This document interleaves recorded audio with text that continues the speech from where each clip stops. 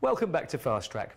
Now, getting independent and trustworthy travel advice is crucial when you're planning a trip. But with a maze of guidebooks and websites out there, it's hard to know who to trust and where to start. So, here's travel writer and broadcaster Michelle Yana-Chan with some essential tips on how and where to travel over the next few months.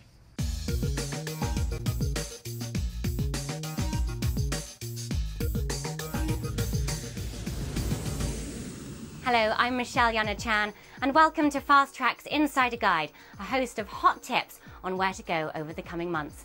Well, don't miss the latest on South Africa, where the Fast Track team are right now, and I'm just back from Tanzania, where I was trying to reach the summit of Africa's highest mountain, Kilimanjaro, nearly 6,000 meters above sea level. Well, you can learn more about my trip to the top later in the month, and if you're keen for this high altitude adventure, bear in mind that June is the best month to try for the summit. Guides and porters all told me June was their favourite month to work because the wind drops, there's less chance of rain and nights are a few crucial degrees warmer. The fair conditions also mean reaching the summit is more likely and there's a higher chance of good visibility and rewarding views from the top. Staying in the region, there's been good news for elephants. CITES, the body which aims to regulate trade in endangered species, voted to continue the worldwide ban on African ivory sales. Kenya was one country supporting that decision, and if you'd like to get more engaged in conservation, the charity Earthwatch runs an elephant project in Tsavo National Park. Volunteers carry out a census, counting and monitoring behaviour of elephant herds. I found it to be a great way to learn more about Kenya's wildlife, support conservation, and at the same time, head off on safari. Hong Kong will be making a splash on June 16th with its Dragon Boat Festival, colourful and competitive local races which attract spectators from all over the world. The boats are elaborately decorated and competitors paddle to the beat of heavy drums. And late July there's a new 3-day Dragon Boat Carnival in Victoria Harbour, more races as well as live entertainment, which is all a warm-up to the annual International Dragon Boat Races, which this year are happening an hour's ferry ride away in Macau. The hottest date in the contemporary art world, Art Basel, takes place in mid-June. The Swiss town hosts the Knockout Art Fair with nearly 300 galleries from across the globe, featuring their top talent, from big-name masters to emerging stars. For a quick escape from the hustle and bustle, there are 4 public ferries in Basel which quietly cross the Rhine without engine power, instead using the river's currents. New Zealand, one of the world's leading outdoors destinations, is launching a new bike route, linking the country from top to toe. The National Cycleway will be 3,000 kilometres long, with the Waikato River Trail section expected to be completed in the next few months. Much of the inspiration for the project comes from the success of the Otago Central Rail Trail on South Island, a 150-kilometre stretch designed for mountain biking, walking and horse riding. And another new launch, the Hillary Trail, offers a 4-day trek along the rugged west coast of North Island. This might be low altitude, but it's no walk in the park, as you might guess from the trail's namesake, Everest legend Sir Edmund Hillary. And finally, if it's a party you're after, then make sure Sao Paulo is on your radar in June. The Brazilian city hosts one of the world's biggest gay pride events, and some say it gives Rio's carnival a run for its money. The street parade draws more than 3 million people to Paulista Avenue and kicks off at noon on June 6th with spectacular floats and a wild costumed entourage. One of the best places to be is in front of Trianon Park at the cross street with the Maspi Museum.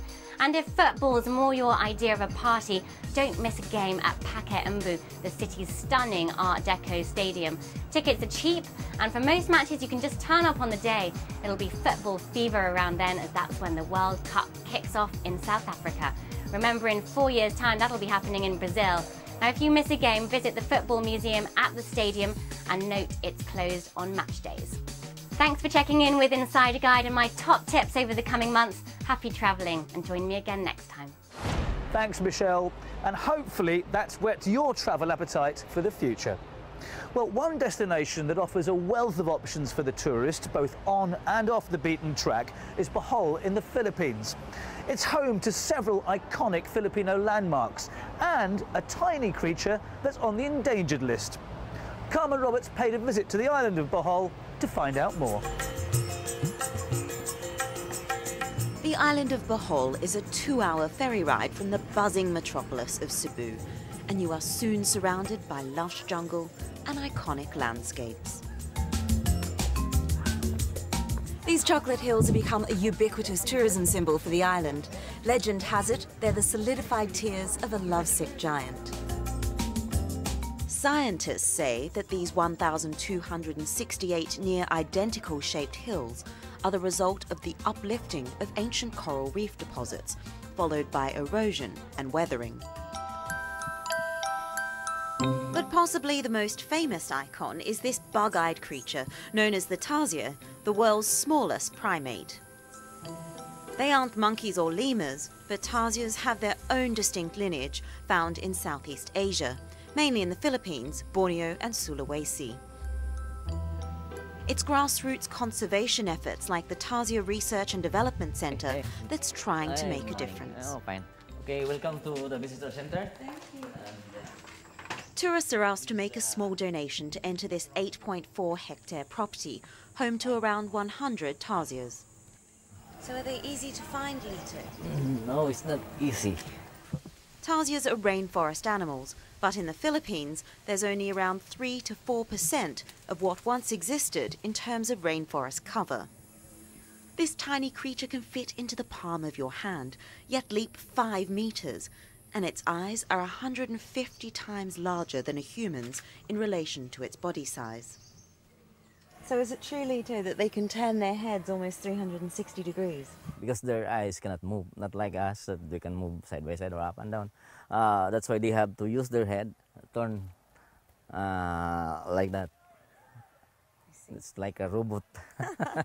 Why aren't we allowed to hold a tarsier? They don't like to be stressed, like holding, like that, and noisy. So they bump their head on the hard object, or they don't breathe. So that's the life of the tarsier. Wow. They're suicidal. Very delicate. Yes. But promotion and tourism, as we all know, does have its downsides. And the tarsiers have become so popular that small zoos have been spawning along the riverbanks. You have 5, 6, 8, 10 tarsiers sitting on trees, and literally thousands of tourists come by every day, look at these animals, they get to within a few feet of them, they take pictures of them, occasionally they touch them, and the tarsiers don't try to escape. And they're nocturnal, so it must be pretty stressful for them to be approached by so many people. I mean, literally thousands of people every day. Sadly, more and more tarsiers are being captured and put on display for tourists. But these tiny marsupials can only survive for around 12 months if held in captivity. And even with the gentlest of handlings, their delicate bones can easily be broken. Although businesses are required to have a Department of Environment and Natural Resources permit, its detractors say the verification process is far from stringent. Just look on YouTube and there's any number of videos of tourists patting, poking and holding these shy animals. I certainly would like to see more of a controlled environment for tourists coming to see these animals. They must be under an enormous amount of stress with literally thousands of people coming by every day and just sticking cameras in their faces and touching them and everything else. The tarsier is the oldest member of the primate family. It's been around for 45 million years. Yet now the main threat to its survival is deforestation, hunting and poachers. In many ways, byproducts of tourism. But the hope is that the tourism industry can help, not hinder, its survival.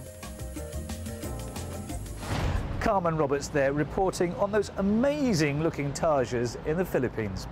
Well, that's all we've got time for this edition of Fast Track. But next time, we'll be looking at how the world is changing its travel advice for Thailand because of the ongoing civil unrest there. And we take a look at what this means for you, the tourist. But until then, from me, Rajan Datta, and the rest of the Fast Track team, thanks for watching and goodbye.